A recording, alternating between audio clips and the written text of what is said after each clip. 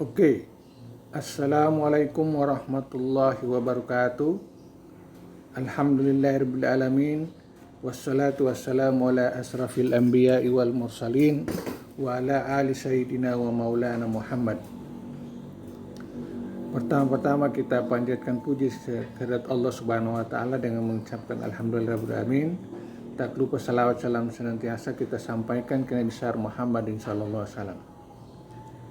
Pada kesempatan ini kita melanjutkan proses kuliah kita terkait dengan mata kuliah manajemen perubahan dan inovasi.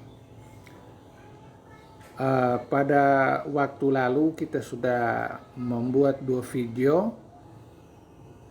Pertama menjelaskan tentang beberapa teori perubahan, kemudian video kedua menyambung teori perubahan, lalu ada tambahan pada video kedua itu adalah antitesa perubahan.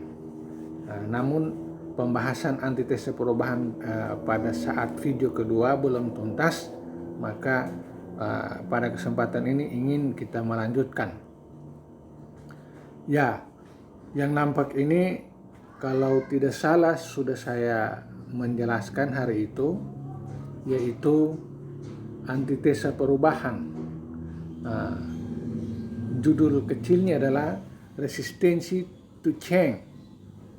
Penolakan terhadap perubahan. Seringkali ketika pemimpin akan melakukan perubahan, ada kelompok dalam organisasi yang menolak dengan berbagai alasan, baik alasan subjektif yang menyangkut pemindahan posisi dan fungsi seseorang individu maupun alasan objektif. Nah, ini sudah saya jelaskan hari itu. Kemudian dalam hal alasan subjektif ialah keadaan individu atau kelompok dalam organisasi lebih memikirkan posisi dan keuntungan atau kerugiannya. Nah, itu sudah saya jelaskan semua. Pada saat tertentu pendapat dan respon akan perubahan disarankan oleh hitungan-hitungan pribadi. Didasarkan pada hitungan-hitungan pribadi. Itu juga sudah dijelaskan.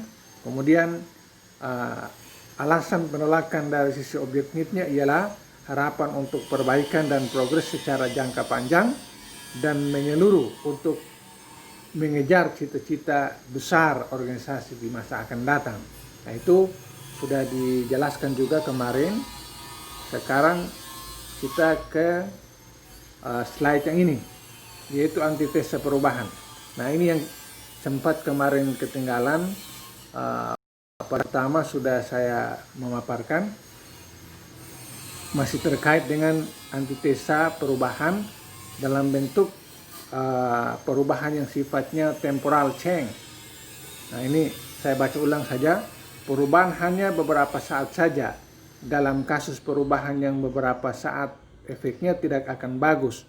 Dalam perubahan diperlukan energi untuk melakukan perubahan dalam orang-orang, dalam organisasi, dan teknologi yang menopangnya. Istilahnya harus ada kontinuitas change, harus ada inovasi. Kalau ada perubahan yang terjadi hanya sesaat, efeknya tidak akan bagus. Itulah sebabnya dibutuhkan energi perubahan. Nah, ini juga sudah, kalau tidak salah, sudah saya menjelaskan pada bagian akhir video kedua. Nah, ini mungkin yang kedua ini yang belum. Energi perubahan ini dalam bentuk kontrol juga bisa memulai dukungan sistem informasi dan teknologi. Pengawasan teknis maupun terhadap personil juga harus dilakukan untuk menjamin keberlanjutan perubahan. Nah, ini maksudnya kalau di atas perubahan yang temporer itu hendaknya dihindari. Solusinya adalah perubahan yang menyeluruh kepada seluruh aspek, terutama yang pertama adalah orang-orangnya, kemudian keorganisasiannya, kemudian teknologinya. Dengan apa ya? Dengan perubahan yang sifatnya kontinuitas, terus menerus, ada inovasi setiap saat. Nah, itu yang dibutuhkan di atas.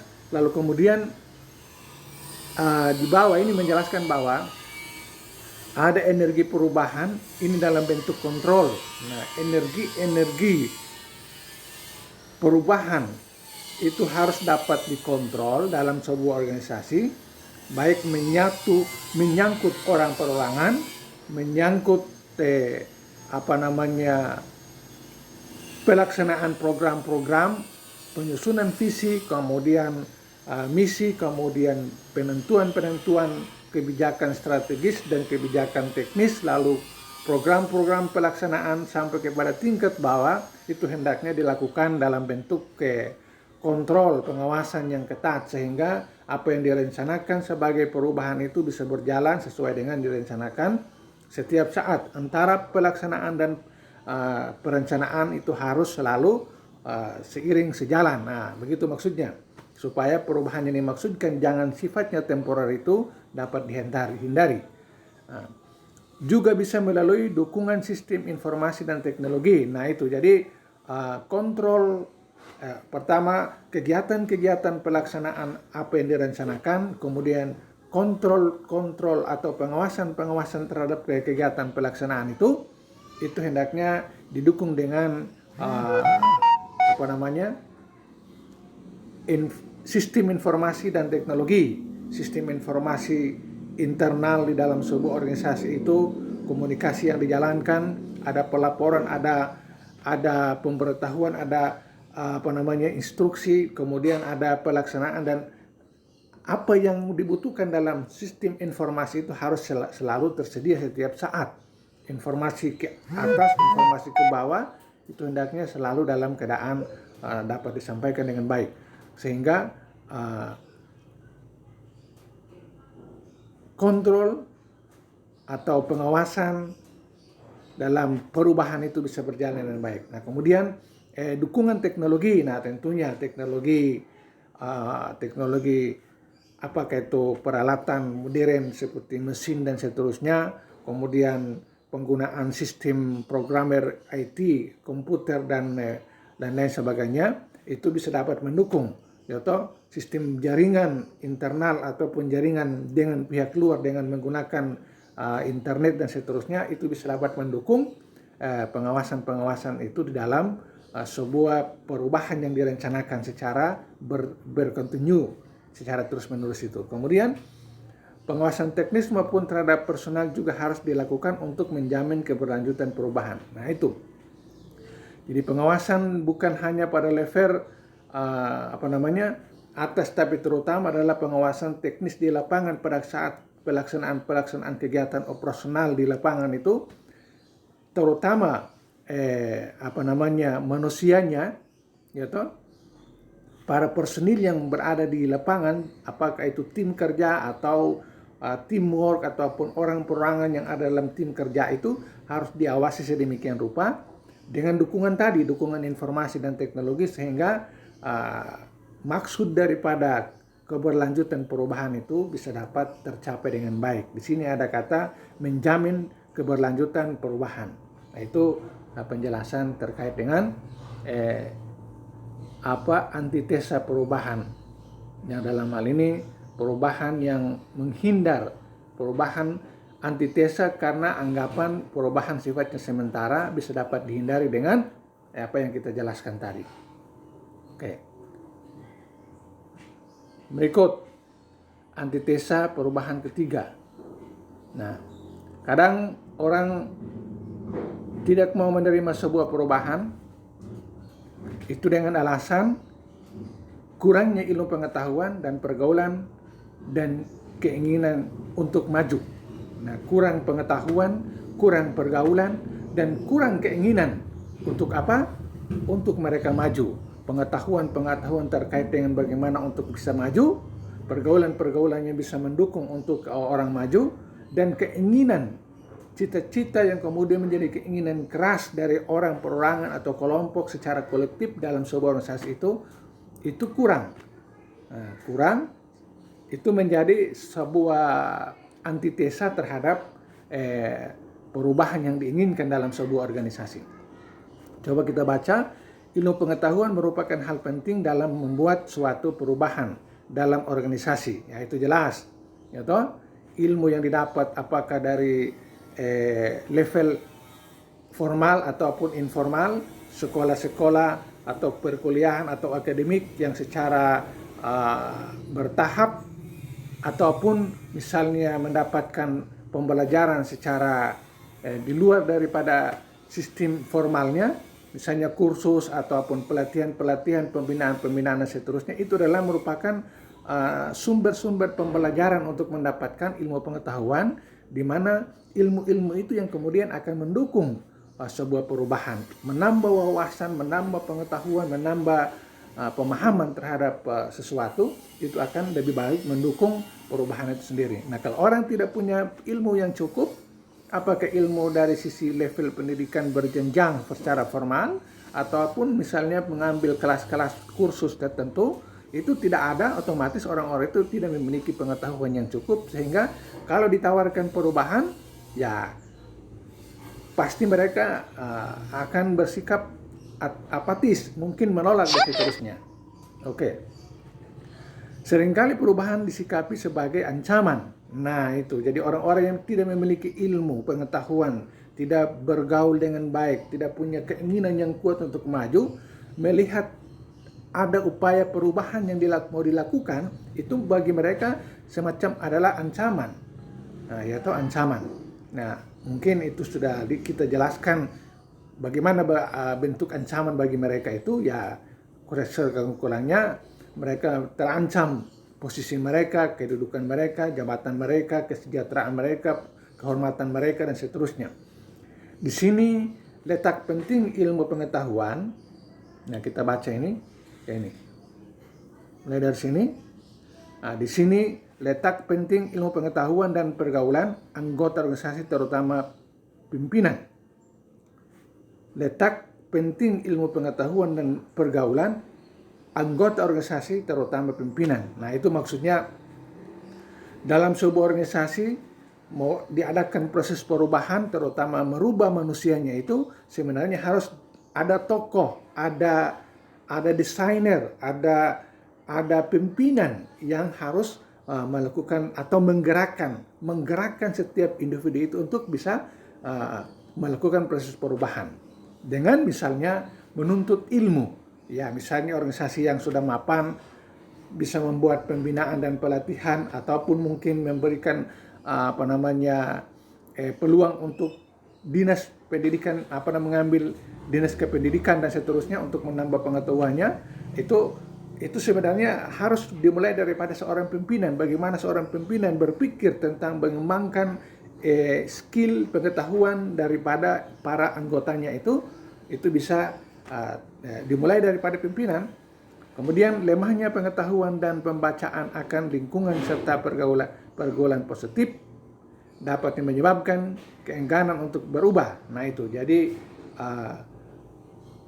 kata pergaulan di sini bisa dalam konteks kolektif organisasi, itu organisasi yang tidak terbuka, tidak berteman, tidak bermitra dengan pihak-pihak lain, tidak dengan stakeholder, tentunya organisasi itu tidak akan ada perubahan, karena mereka istilahnya eksklusif, tidak terbuka. Nah, itu tingkat organisasi. Bagaimana pula lagi dengan misalnya individu, tiap-tiap pribadi yang ada dalam organisasi itu, mereka bersikap tertutup, eksklusif, tidak menerima pergaulan yang ada di antara orang di luar ataupun orang di dalam. Itu akan menyebabkan penolakan terhadap perubahan itu sendiri, karena mereka menutup diri terhadap yang namanya pergaulan itu. Kemudian seringkali kita melihat dan merasakan orang-orang yang berjiwa penakut. Kebanyakan orang kalau tidak tahu ingin menghindari dari segenap risiko, menerapkan manajemen kaku dan lebih mengedepankan manajemen yang tertutup. Nah, itu saya katakan tadi, ya toh? Ada orang takut akan sebuah perubahan karena mereka tidak mau mengambil risiko. Karena mungkin sudah diberitahu pada perkuliahan awal bahwa yang namanya perubahan itu adalah berpindah daripada satu titik kepada titik lain. Proses pindahnya itu tentunya ada masa kritis, masa transisi, di mana orang harus menyesuaikan dengan hal-hal baru, maka tentunya harus melepaskan hal-hal lama. Nah, ini akan menimbulkan berbagai macam risiko, ya toh? Nah, risiko itu macam-macam. Nah, orang-orang yang sudah ada pada titik awal ingin dirubah itu, mereka menganggap akan berhadapan dengan berbagai macam risiko. Mereka tidak siap untuk mengambil risiko itu. Ya toh, mereka takut. Nah, itu bisa menyebabkan mereka menolak perubahan. Kenapa mereka takut? Karena tadi tidak punya pengetahuan yang lengkap terhadap apa yang ingin dilakukan, yaitu perubahan, tidak punya pergaulan yang luas terhadap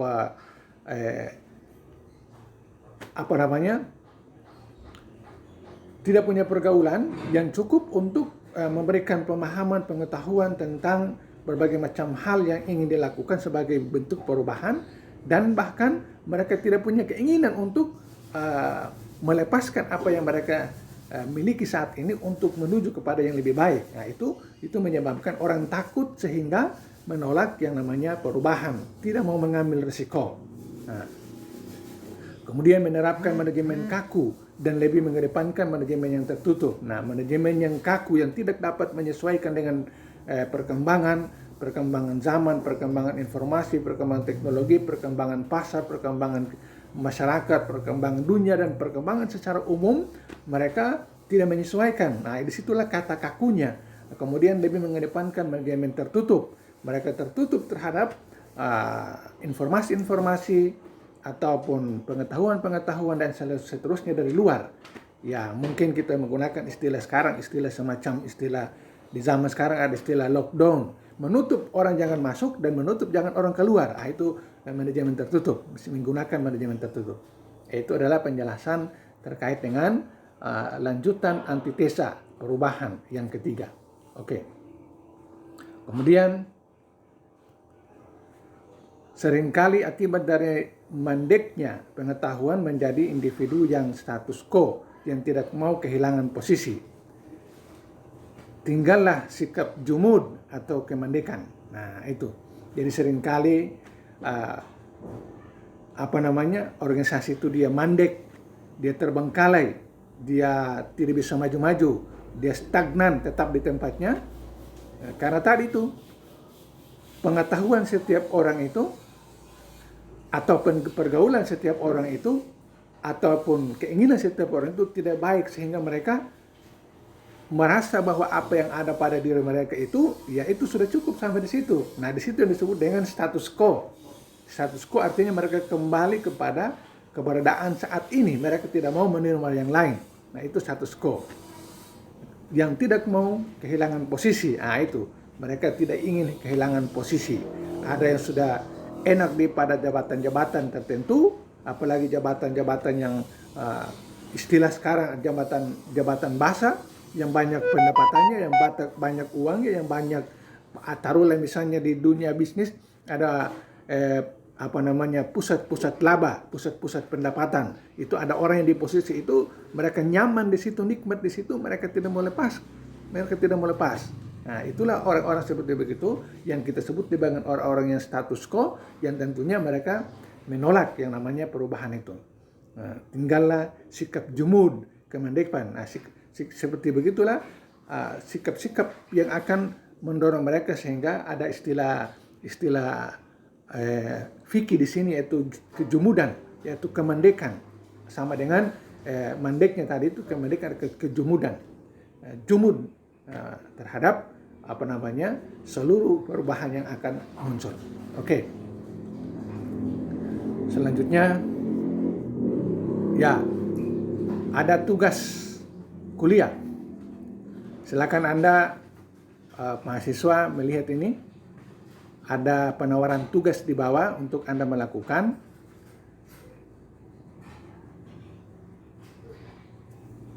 Perubahan dan antitesa perubahan. Buat makalah tentang perubahan dan antitesa perubahan dengan salah satu dari 4 tema berikut ini. Jadi makalahnya itu makalah tentang perubahan, kemudian penolakan perubahan, yaitu buat dalam bentuk cerita. Nah, mengambil judul dari salah satu 4 judul di bawah untuk dilakukan. Partial change, yaitu perubahan yang terjadi hanya menyentuh sebagian kecil. Ambil judul yang terkait dengan perubahan terjadi, tetapi perubahan itu hanya pada bagian tertentu saja. Misalnya perubahan di bagian pemasaran, atau perubahan di bagian keuangan, atau perubahan di bidang penelitian, atau seterusnya dalam sebuah organisasi. Kemudian yang kedua, pilihan kedua adalah inability of change the new challenges, ketidakmampuan untuk menghadapi tantangan. Nah, itu kembali kepada penulisan makalah ini terkait dengan misalnya sikap manusia. Yang tadi itu sikap menolak perubahan sebagai sebuah tantangan, itu satu judul. Itu ketidakmampuan untuk menghadapi tantangan. Kemudian judul berikut adalah ineffective change atau perubahan yang tidak ngaruh. Nah, ada pilihan judul ketiga adalah ada perubahan yang tidak memberikan pengaruh terhadap organisasi. Ada upaya perubahan tapi tidak memberikan perubahan. Ada upaya perubahan tapi tidak berpengaruh terhadap organisasi yang baik. Ya, kita ambil contoh misalnya di sisi pemerintahan, setiap zaman pemerintahan berubah terus, tetapi tidak pernah memberikan dampak yang positif, malah menghadirkan kekecewaan bagi seluruh masyarakat Indonesia. Bisa dibuatkan dalam bentuk mikro dalam sebuah perusahaan. Bagaimana pandangan Anda dibuatkan dalam bentuk makalah. Ataupun judul yang keempat yaitu temporal change atau perubahan yang terjadi dalam sekejap, tidak berlanjut, dilakukan asal-asalan tanpa kontrol yang kuat. Nah, itu. Jadi ada 4 makalah, ada 4 judul yang Anda silakan memilih untuk dijadikan sebagai tugas makalah. Tugas di sini terkait dengan perubahan dan penolakan perubahan. Silakan pilih judul 1 atau 2, 3, 4. Bukan judul tapi tema. Temanya ini terkait dengan 4 hal ini. Silakan Anda memilih salah satunya. Nah, makalah akan dipakai sebagai bahan penilaian akhir. Panjang 10-15 halaman, kertas A4, 1,5 spasi, disetor setiap minggu. Anda perlu ini cukup sampai di sini. Kalau yang ini jangan.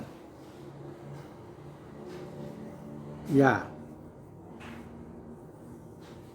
Oke, nah itu sampai di sini saja. Jadi makalah akan dipakai sebagai bahan penilaian akhir, panjang 10-15 halaman, kertas A4, spasi 4, 1,5 spasi. Nah, itu tugas untuk Anda. Oke. Saya kira itu adalah kuliah kita untuk hari ini. Kita tidak boleh berlama-lama karena waktu yang kita gunakan dibatasi dalam menggunakan YouTube. Tidak boleh banyak-banyak karena nanti pertama Anda sendiri akan bosan, kedua lama saya mengupload, dan ketiga mengurangi ruang di dalam channel YouTube saya. Oke, saya akhiri dengan banyak terima kasih. Wallahu muwaffiq ila aqwamit thariq. Wabillahi taufiq wal hidayah. Wassalamualaikum warahmatullahi wabarakatuh.